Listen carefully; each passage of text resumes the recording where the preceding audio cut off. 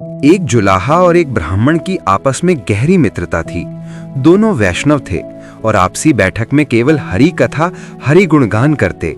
कारण भी ऐसा था जिससे आपसी प्रीति और श्री हरि के प्रेम में वृद्धि बढ़ने लगी।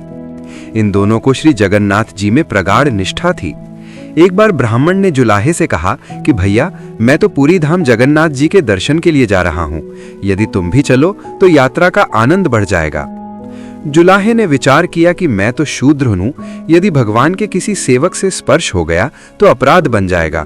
वैसे भी शूद्रों का मंदिर में प्रवेश वर्जित है। जुलाहे ने कहा कि भैया, आप जाने से पहले मुझसे मिल के जाना।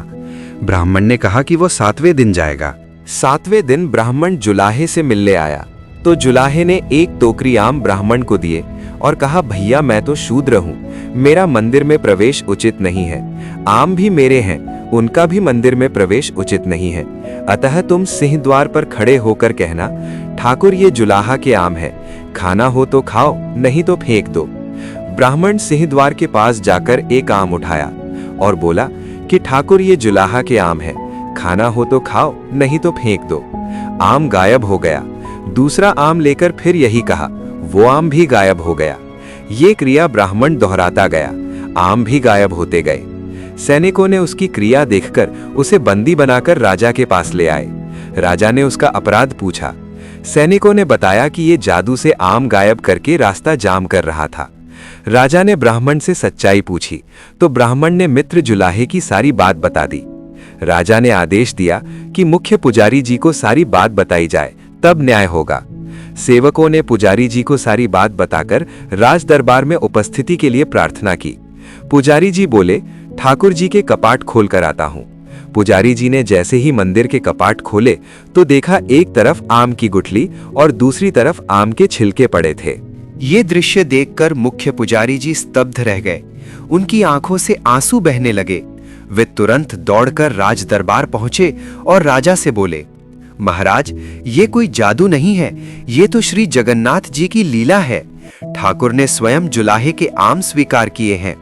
मंदिर में आम की गुठलियां और छिलके साक्षात प्रमाण हैं। ये सुनते ही राजा सिंहासन से उतर पड़ा। उसने ब्राह्मण को ससम्मान मुक्त किया और हाथ जोड़कर बोला, आज मेरी आंखें खुल गईं।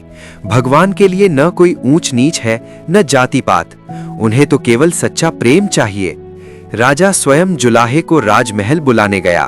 भयभीत जुलाहा कांपता हुआ आया। राजा ने उसे गले लगा लिया और कहा, तुम धन्य हो, तुम्हारा प्रेम इतना शुद्ध है कि स्वयं जगन्नाथ जी ने तुम्हारे आम खाए। उसी दिन राजा के आदेश से जुलाहे को सिंह द्वार से मंदिर में ससम्मान प्रवेश कराया गया। जैसे ही जुलाहे ने भगवान जगन्नाथ के दर्शन किए, वो फूट फूट कर रो पड़ा और बोला, हे ठाकुर, मैंने तो आम भेजे थे, आपने तो मेरा हृदय ही स्वीकार कर लिया। कहा जाता है कि उसी दिन से पूरी धाम में ये मान्यता फैल गई कि भगवान जगन्नाथ प्रेम के भूखे हैं, जाति के नहीं। और जुलाहे के आम आज भी भक्तों को ये सिखाते हैं कि सच्ची भक्ति में कोई छोटा बड़ा नहीं होता, वहां केवल प्रेम बोलता है। यदि आपको ये कथा पसंद आई हो तो कृपया वीडियो को लाइक करें और ऐसे ही भक्ति भाव से जुड़ी कथाएं देखने के लिए हमारे चैनल को सब्सक्राइब जरूर करें।